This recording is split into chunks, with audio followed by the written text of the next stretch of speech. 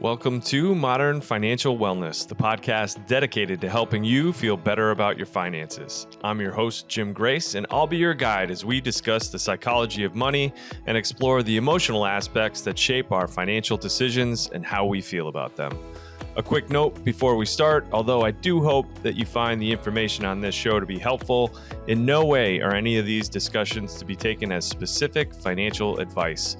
Please do your own research and talk to your own advisors, especially when making important financial decisions.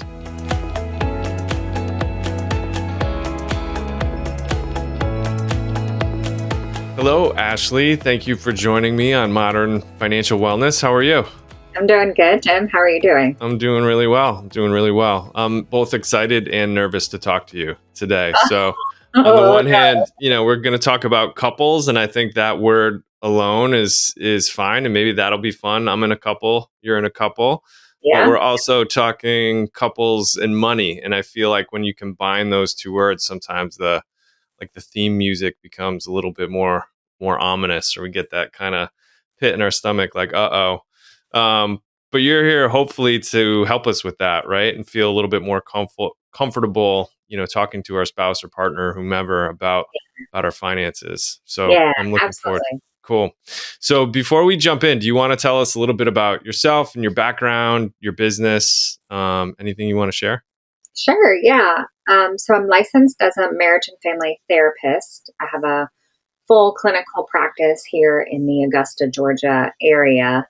My specialty lies in couples and financial related issues. My background, I've been practicing for about almost 15 years, I guess now, and really primarily all in the couples space. More recently, in the last few years, transitioning to more financial specific issues. Money comes up a lot in couples work. And so part of my transition into focusing more with financial related issues is because, to be honest, I kind of needed some help. Much of the mental health couples literature isn't really designed for or talks about, I guess, how to deal with or help couples with financial issues. And so, Interesting. yeah, right. Yeah. It's like the one area, and this is a soapbox for another day, but it's finances are the one area that mental health really does not, or previously has not, trained clinicians in how to work with. So much of that is changing, thankfully. But, I sought out financial therapy because I needed further help. And I've really loved it, come to love it, and enjoy the work that I do. So you were seeing this come up in your practice and just kind of recognize that it's a recurring issue or problem, challenge that the couples you were working with needed help around, but the industry hadn't really kind of caught up to training clinicians. When did that start to shift? And, it's become a big part of our industry, which is great. But I feel the same way that prior to a few years ago, other than having kind of an ancillary understanding that there were financial therapists, it didn't seem to be a thing until very recently. Yeah, I would agree. From what I've come to know and learn, it's, really kind of evolved in the last probably 15 years, 10 to Mm-hmm. 15 years. I think that there were some true renegades in the 90s that were doing a lot of this work in early 2000s, but more formally, it's come about probably in the last 10 to 15 years. Mm-hmm. Some personal, I guess, disclosure. My husband is a financial planner.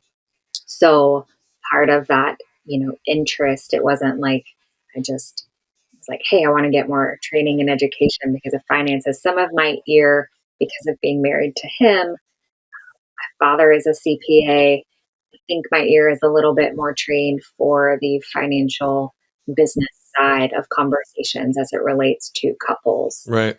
So, Right. yeah. Yeah. So I'd imagine he's dealing with a lot of folks, similar to myself. So he's seeing the money issues and the emotional issues that come up in couples dealing with money, I'm sure, all the time as well. Yeah. Yeah, so you're Interesting dinner table conversations. yeah, I I feel bet. Yeah, it's a double-edged sword I between really the feel 2 of bad you for our guys. sisters. So, I can share a little bit about my personal experience, and maybe that can kind of set the stage for the rest of our conversation. But one of the reasons why I'm always interested to talk to people like you is because my wife and I struggled to talk about money. And it's still not our favorite subject. We've worked at it over the last couple of years. Um, and it was really self inflicted, our issues. I became a financial advisor. We both really didn't want to talk about it. So I just defaulted into this role where Jim will handle the finances.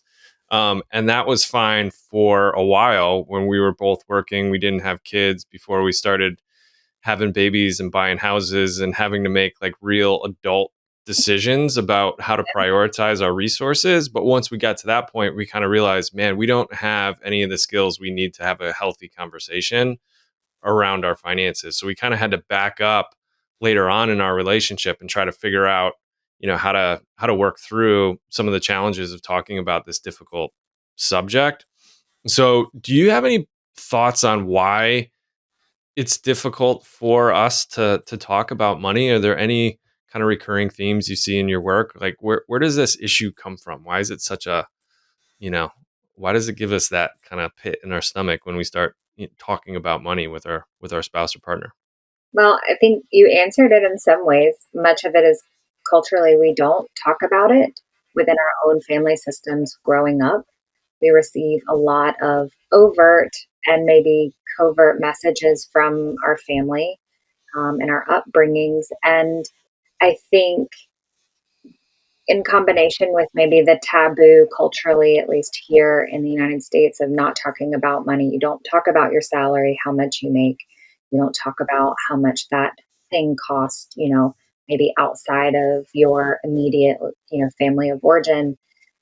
And I think all of that just culminates in coming into our adult romantic relationships with this, kind of feeling of like, ooh, it's sticky. You're not really supposed to bring it up on top of maybe just our own deeply rooted beliefs, whether money is bad or good, or, money should be saved, money should be spent. All of that, I think we bring into our relationships with our romantic partners.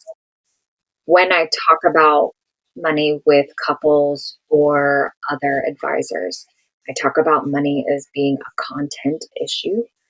And so, what I mean by that is money is oftentimes the thing that couples argue about or fight about. Oftentimes, if you think about an iceberg, there's a lot more underneath the surface than just the subject matter of money. It brings up a lot of emotions, right? We just kind of shared it's a little uncomfortable or tricky, right? Those being that being one emotion.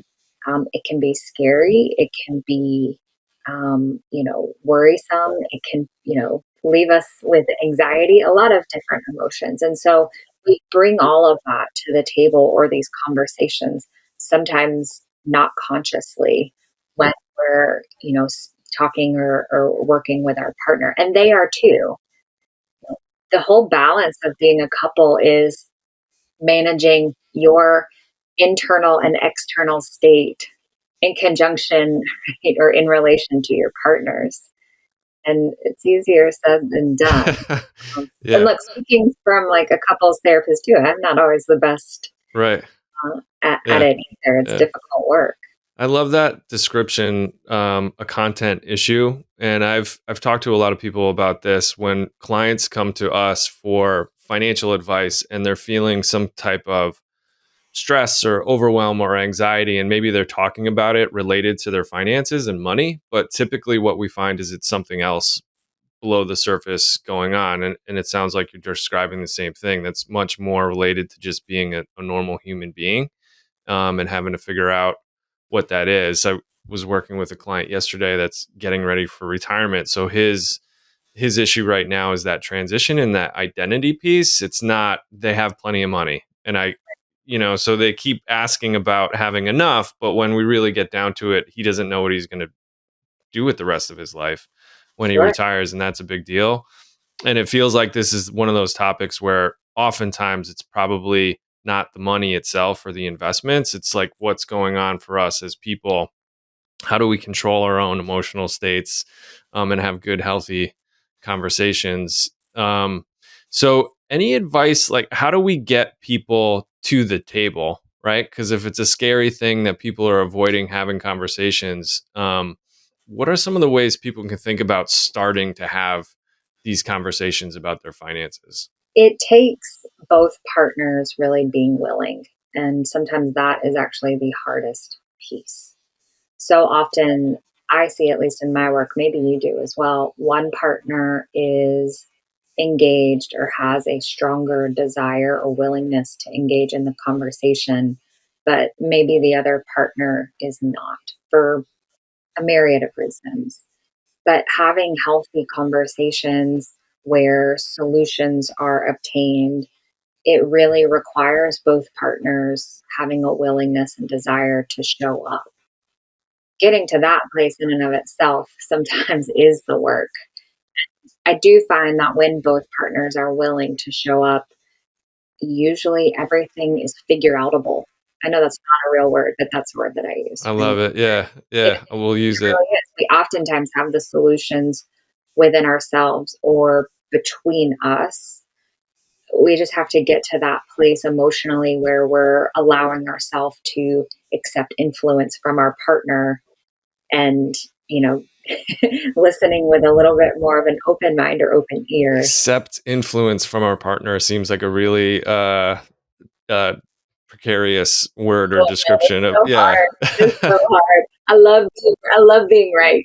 You know, Yeah, yeah, yeah. most of us do, right? We love being right. And especially with couples where maybe one partner takes on the dominant role of finances, and because like numbers don't lie, money is money, like numbers don't lie. And I think it's easy for sometimes those more financially dominant partners to adopt this, well, I'm right. And it can be hard to accept influence from the other partner. That's something that Clayton and I struggled with. And at least as of present, I can't say that it's an active dynamic between us, but with him being a financial planner, like, what am I going to come to the table and argue with? Like, this is literally his job. Like, I have no argument And against that's I want strategy. to circle back to, how you started about both people being on board and coming to the table. I know in our relationship, we put ourselves in that position. So Yeah, again, I'm a financial advisor, planner. Jim will handle it, and we were comfortable with that. But it was really a built-in excuse because neither of us wanted to talk to the other sure. about money. And part of, I think, of what she's expressed her anxiety about it is that I am a professional. So she felt the same way. Like, what am I going to tell Jim about the money? So it was kind of it's an unfair position that she felt like she was in from the starting point. So Sure. that in and of itself is a tough spot to sit down and talk about where we're spending money and going over the Yes. bookkeeping. It's like that's doomed for failure if that's your starting Yeah. point. So I guess, do you have any thoughts on, some people are avoiding it because there's something happening that's really, I'm sure, making them feel a certain way emotionally. But I oftentimes feel like somebody just defaults into the role. Oftentimes it's the male or the husband in the partnership, or the person who's more, numbers minded, right? More quantitative. They'll take over the responsibility and it'll feel like that works fine. But do you have any thoughts or advice for folks about getting people and just encouraging people to not do it that way? And I know I'm probably not asking a great question, but I feel like we made a mistake, and it's okay that somebody is in charge of the household finances, but it's not okay that the other person isn't on board, right? That just is a recipe for disaster. It is. I'm a big proponent in having regular money dates. I don't like calling them meetings with couples because who wants to show up to a money meeting? Not most people, right? Hmm. It just doesn't sound like an enjoyable way to spend time with your partner, right? Having a money meeting. So I call them money dates. I know it's semantics, but I think that there can be a really nice a nice way to bond and create further connection in coming together. And what I will instruct couples is that a money date should be consistent and regular enough. So the rate of frequency might be once a month, maybe once a quarter. I don't encourage anything outside of once a quarter just because we lose a lot of opportunity for touch points and correction within that. But being able to sit down somewhat regularly and just saying, how are you feeling about our spending? How are you feeling about our saving? How are you feeling about our money right now? That can literally be the entire date. But even just having some kind of like check in point with each other can really go a long way. For more advanced couples, they do like to review certain items. Like, hey, let's for next quarter, maybe let's review how we're feeling with regards to our investments, or if we need to make any changes. Or next quarter, let's maybe earmark that for updating insurance policies if we need to do that. Or next quarter, we need to reach out to Jim because, there's some things coming down the line that he needs to be aware of, and we need to have that conversation. So, maybe for more advanced couples who um, are willing to go there, those can certainly be topics. But even just talking about the emotional aspect of it, how have you been feeling about our spending? Well, dear, I feel a little bit anxious because we've been eating out a whole lot lately with being on the go with kids and activities. I just see on the credit card, line item spending a lot of eating out, and that racks up and it's just making me a bit anxious. That can be really a powerful bonding experience Right. I was just to going to be able to touch note that. on that. Yeah, you mentioned initially, how are you feeling as part of the agenda? It sounds like that's kind of a critical part of the date. We call them stand ups in my house because my wife's a project manager and that's the language Okay. that she uses. I don't, yeah, I don't like money meeting either. So whatever, that's not important. But being consistent, I'm hearing you say, and also making sure you create some space for understanding how your partner is feeling should probably be on the agenda every time you guys check in. Yes, I would say so. Because here's the thing: if you have one partner who is more financially minded or sound, they may start to come to this date or stand up with a lot of maybe critiques. We're spending too much on eating out. We're doing this wrong. We need to shift and do this. And for the other partner who may not be as involved or just have a different perspective, that can create a level of defensiveness within them. And then you see perhaps a cycle of conflict unfold, and you've just ruined your date. So I encourage talking about the feelings, not from a blaming standpoint, but to provide greater context. When Clayton started to share that in during certain periods of time that our spending or spending large amounts on car repairs or what have you created anxiety for him, all of a sudden my understanding of his behavior and reactions made so much sense. I used to take it personal when he would start to say, we need to do this different, we need to do that, we can't be doing this. His favorite expression is, we need to stay buckled down. And jokingly, but also somewhat seriously, we hate that expression, and I've told him it's going on his tombstone. But when I started to understand that better, because he would share emotionally what was going on, I was like, oh, okay, like this makes more sense to me. It's not that you're attacking me, you just feel really anxious about this. And I feel like I've been in the same position, and I think I wonder if he deals with the same additional kind of emotional component because he is a professional. I felt that weight, and I felt the sole responsibility of how financially successful our family was going to be in the future. My tagline is we're on a spending freeze, like until further notice, like we cannot Yeah. buy anything, just stop, right? That's the spending freeze is what happens in our household. Okay. Um but I think in talking with you now, when I not just told my wife that we needed to do certain things and change our behavior, but I also told her how I was feeling and how that responsibility gave me a lot of anxiety to be the sole responsible person. And that's why um, we needed, I felt like we needed to do things a little bit differently. We did have better conversations moving forward. That was Yeah, kind of part of our journey, if you will, and the work that we've done to talk about how we feel, because otherwise it's just me telling her to do things differently. It's me being right and her being wrong, to your point before, and that's a tough spot to have a conversation in. it is. And, I'll share just from our own journey, like fast forward.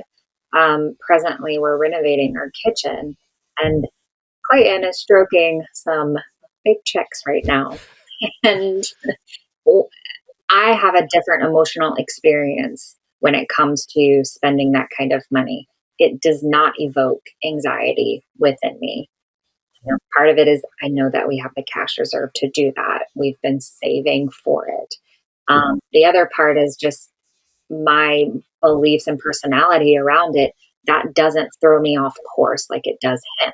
However, what I've been mindful of and knowing is that it does create a lot of anxiety, even though we have the cash reserve to fund this from, what we've been saving. I know it still creates anxiety and stress. And there have been a lot of moments in this renovation where I've tried, I hope you would say that this is true, but I've tried to be intentional of saying, how are you feeling about our spending with it? How are you doing? Are you feeling anxious after you just wrote that check to the plumber?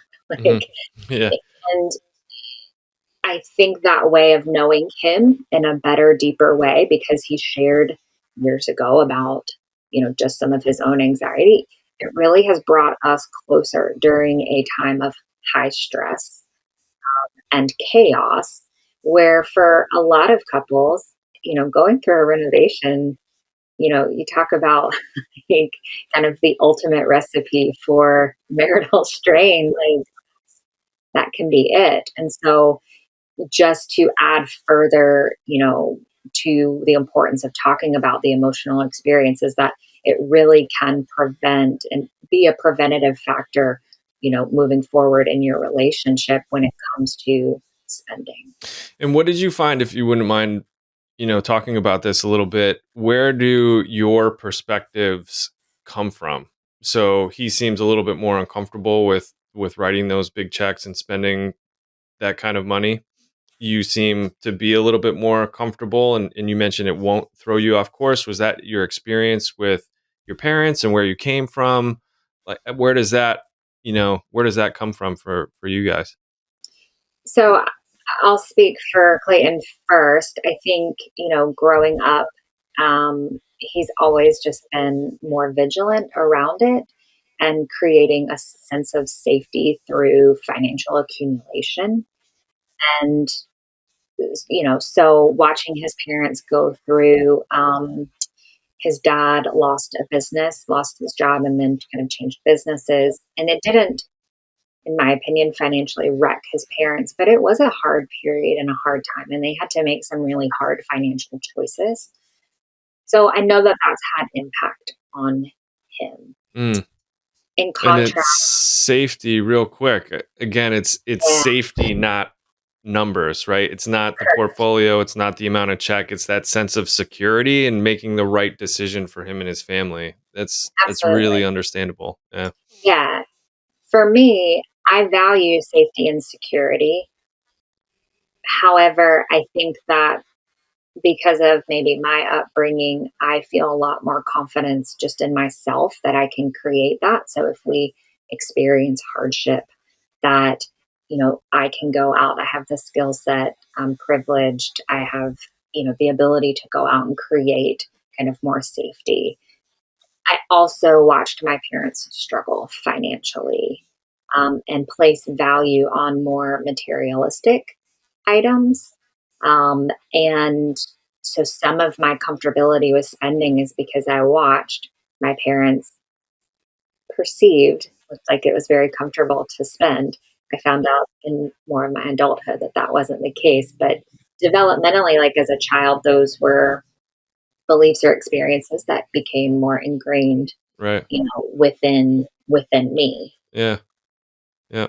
And do you include conversations about who you are and where you came from in these money dates? How do you start to talk about some of these things? Because my wife and I'm kind of laughing as you're talking. We're preparing for a renovation. We have these same kind of feelings and beliefs that we've inherited from our parents, and we're informed about our money situation that way as well.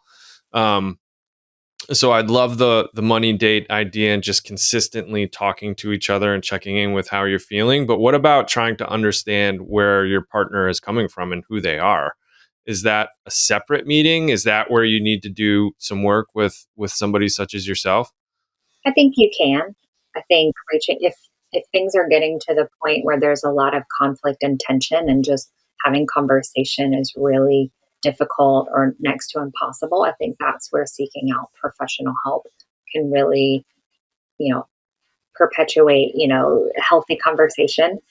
I also think for maybe people who um, aren't that far down the line, they can incorporate simple conversation topics into their money dates or just doing their own work.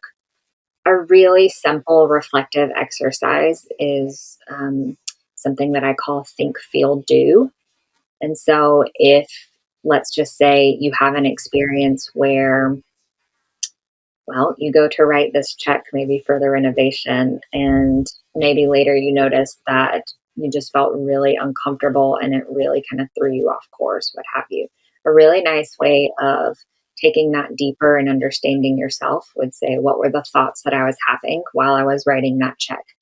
Maybe I was thinking, you know, certain expletives and right, or like I hate having to right. What were the thoughts? And then what were the emotions? That's the feel. Emotions need to be actual emotions, not, you know, I was feeling and then going into some type of logical statement. Like I didn't want to write the check. That's not an emotion. Um, but identifying like I was feeling worried, I felt anxious. And then, this is the do part, maybe shifted a bit, but where else in my life have I felt that? Or when else in my life do I remember feeling maybe that feeling?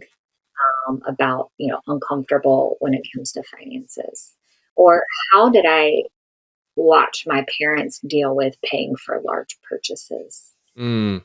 What did they do? What did they say? In that part specifically, do you find that opens up things that clients maybe haven't thought about in the past, or kind of leads them, oh, maybe it is my folks, maybe it is this past experience when I was out of a job, or whatever the situation might be. But just kind of going through that exercise leads them at least a little closer or further down the path to understanding where some of these emotions are coming from.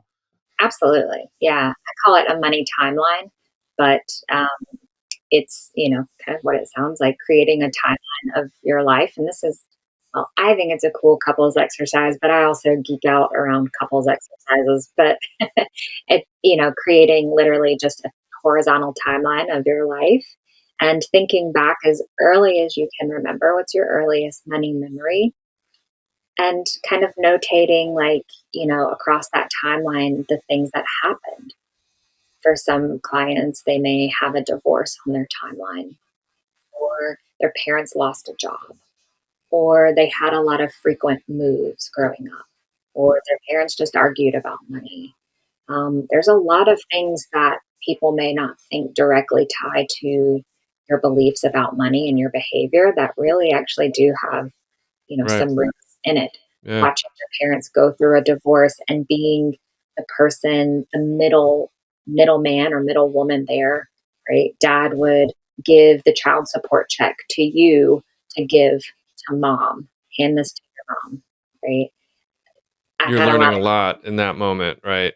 yeah, they're learning a whole lot. And Yeah. sometimes we don't realize how impactful that can be or how it shows up. Sometimes it's not a negative thing. It might, shape, action or reaction that really can be a positive or healthy response. But it can be helpful to go back and really examine that and, more than just with yourself, but also together as a couple.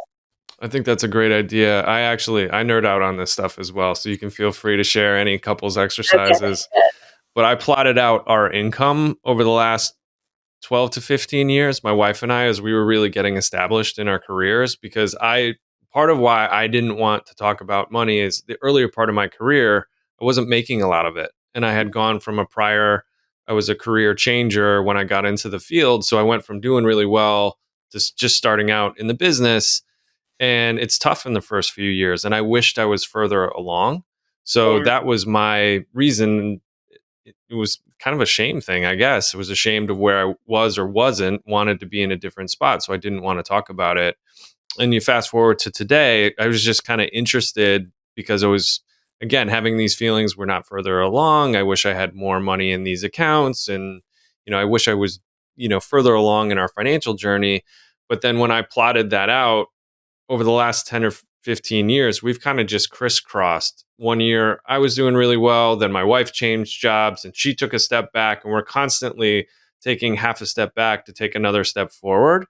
And, fortunately we're in a great spot, and we've kind of caught up, but I don't think people give themselves enough space to, or enough, cut themselves slack, that, you go through these transitions and periods of challenge, and, sometimes you're at where you're at.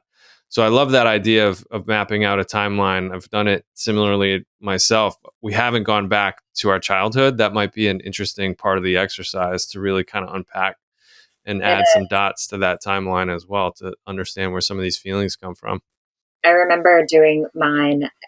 One of the things that came up for me is I had an older cousin, an older female cousin, and I received a lot of her clothing hand me downs growing up. And I thought that I really loved them and enjoyed them. Like, I don't have a whole lot of negative, memories of having a negative adverse reaction.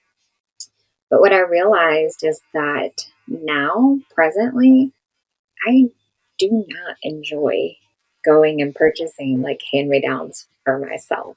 Like, it Interesting. creates some feeling like Yeah. within me of, Yeah. you know, this might sound dramatic, but not being enough. And so I have to really check myself. And that's been some really intentional work. It's not been the most difficult out of all the work that I've done on myself. But I didn't realize subconsciously that that was why I had more of an aversion to secondhand stores for clothing. Is that there were kind of some roots there to those early experiences. Yeah, And that whole sense of enough, I feel like, is a whole loaded, couple yeah, podcast episodes worth of exploration. Um, but it's interesting that you bring it up, and I think it's important that people understand. I am a victim of this, or guilty of this, I should say, and I see it with a lot of my clients, that some of their behavior is not necessarily intentionally doing the wrong things financially. It's where we came from, how we were raised, the experiences that we had, the people that we were exposed to, and how we feel about all that is just kind of presenting itself, it seems like, in financial behavior, that it's not just stopping your trips to Starbucks, right. and that's, I think, unfortunately, our industry sometimes oversimplifies things from a financial perspective, that if she just stopped going and getting coffee every morning, our financial situation would be a lot different, and it just feels like that glosses over and misses the point, um, on a lot of it. Yeah, I think those can be mm, easy points or behaviors to anchor to. And sometimes for individuals that maybe don't have the complexity of understanding everything else, which is really where I think working with an advisor can be hugely beneficial for couples, is being able to really help provide some clarity, to some of those small behaviors. I remember learning about the latte factor and compound interest, and personally, like, feeling a tremendous amount of guilt because I am that Starbucks, like, frequent flyer, and feeling a deep sense of shame of, "Why can't I stop this habit? I enjoy it," and simultaneously, like, anger and frustration of, like, "It's just coffee, like, I should it's not wreaking havoc. I look at our net worth statement and like, it's fine, but why do I feel this deep sense of like guilt and shame or possibly maybe responsibility for potentially like, you know, ruining this? So I think working with an advisor can be really helpful in maybe reducing some of that shame, providing greater, clarity to some of those, I don't want to call it a myth, but maybe preconceived notions, I guess, of, what behaviors are acceptable and which ones are maybe a bit too oversimplified. When I've been thinking about this a lot recently, I would get upset with my wife typically when I am emotionally stressed out or feeling overwhelmed or that responsibility about the finances. And I'll look through our statement and see that she went out and worked from a restaurant for lunch, twice a month or three times a month. And my tendency is to point to that and say, hey, do we really need to do this? And the answer that I've come to understand from her perspective is that yes, she really needs to do that. She works from home now. She's a working mother. Um, so those couple hours out of the house to get some work done and have a different view is really meaningful and energizes her.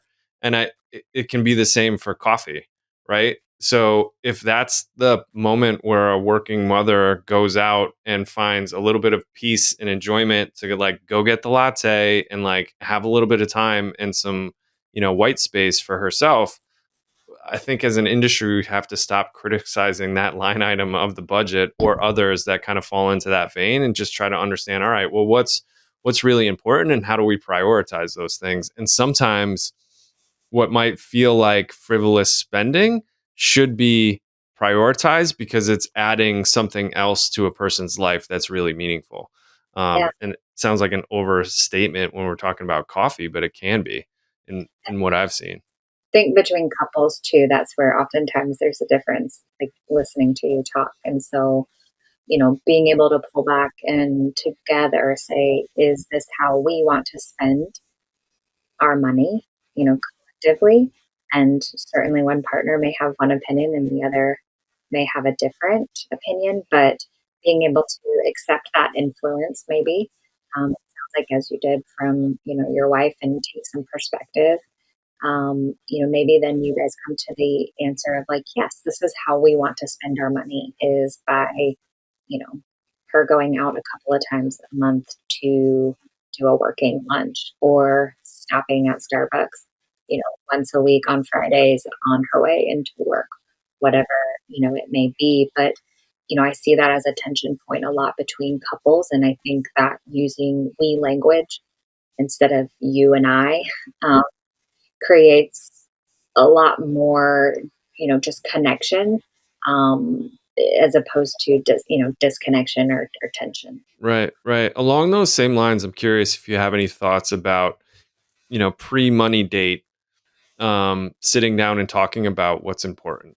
And how do you come up with kind of shared values or priorities when there oftentimes have to be a lot of misalignment in the beginning of that, relationship related to what each partner or spouse feels is truly important or how you should be spending your money.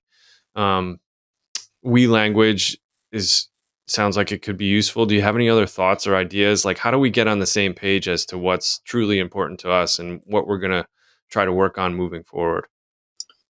Going back to the willingness part, I think that's certainly an element of it. We language, I'm a huge proponent of we language. We language doesn't also insinuate that everything we do is together. So a lot of couples, I know that they have keep separate accounts, especially when we look at individuals who maybe are getting married in their 30s and they have some pre-working history already together, or it's a second marriage, it's a blended family. So we language, I guess I like to make that distinction because using we language does not mean that everything is merged, together. Um, Getting on the same page requires transparency and being transparent, especially with regards to your finances. If you're coming into the relationship or marriage and you have debt, being able to disclose this is what I have. Some people don't realize that they should disclose that, but that's like question item like number one in my mind. But again, I'm a therapist, a financial therapist. Yeah. Yeah. Like you should be talking about debt. And I say specifically that just because it does impact the marriage and the relationship. But being transparent with each other, having transparency, especially if you are keeping separate accounts, is really helpful, not just from a value standpoint, but from a trust place as well. hmm hmm And I've seen this in my practice where anytime that there was lack of transparency, it's typically around some amount of debt. And Yeah. when we got to the bottom of it, it was similar to my description of how I felt like I needed to be further along and I didn't really want to talk to my spouse about money. We were fortunately not in debt, but those clients that I've talked to that maybe have kept something or just haven't fully disclosed it, they're just not feeling good themselves about it to begin with, right? So it's a deeply emotional, um, kind of troubling position that they find themselves in, and they're having trouble just kind of getting to the table to disclose it. It's not that they're intentionally lying. I find that it's more just a lack of disclosure because of how they feel, and it's not like an intentional, trying to keep something. So it's even less serious than again lying to your spouse about something. It's just maybe not being fully disclosing of what's going on. It is. And, depending upon the partner, like the other partner, it may not ruffle their feathers or create a lot of tension. The risk, though, becomes is that, and I've seen this, I've had couples reach out to me this, like they find out later after they say, I do. And it can create a sense or feeling of betrayal. Like, I thought I knew you, and I thought that we were honest and everything was on the table. Now you're coming to me and sharing that you took out this personal loan, $20,000, and we can't put this down payment on this house, or do this thing. And so, I hear you. Like for some couples, it may not be kind of the end of the world, but the problem is sometimes you don't know. um, it can Yeah. create kind of more problems. Right. Right. Yeah. By not. So it's tricky. It's not Yeah. easy. Yeah. So, what else should we know about couples? Is there any other advice? We talked about money dates, being consistent, and talking with each other about how we're feeling, I think is a really important part of that. Using we language and making sure we're on the same page about how you're going to spend money or what your goals are together. Money timeline, I love that. I think that's a worthwhile exercise for everybody to think about, their money journey and the different chapters and how that might inform the person that they are. Um, is there anything think, feel, do? That was another uh, exercise that we kind of touched on when you're feeling these emotions or going through these big changes to kind of spend some time there. Is there anything else that you can think of that might be worthwhile to share with folks about money and having a good conversation with their spouse or partner? Yeah, I think the last thing that I'll say is don't be afraid to reach out for support or help. I see too many couples wait until, I wouldn't say that it's too late, but at least until they've gone further down the path. And there's a lot of hurt, frustration, or tension. And it can take some work to come back from. So it's okay to reach out to a couples therapist, a financial therapist, or a financial advisor and be proactive. You don't have to wait until you're in the trenches of despair in order to seek out help from a therapist. Right, in the You trenches of can despair with your kitchen ripped apart and your, kids screaming in the background, and that's when you're gonna decide to have a good, healthy conversation about right. money and figure out yeah, so proactive, that's It's not, probably I mean, it's a great time to reach out for therapy, but like, oh my goodness, like, yeah, think about some of the pain maybe that could have been avoided reaching out sooner. So don't be afraid to reach out, early on if you need support. and you mentioned, thinking that it is a good idea for people to reach out to financial advisors. I just wanna reiterate how important I think it is for folks to keep financial therapists, therapists, psychologists, whomever, there's a lot of professionals on the social emotional side of things now that are starting to overlap with the financial.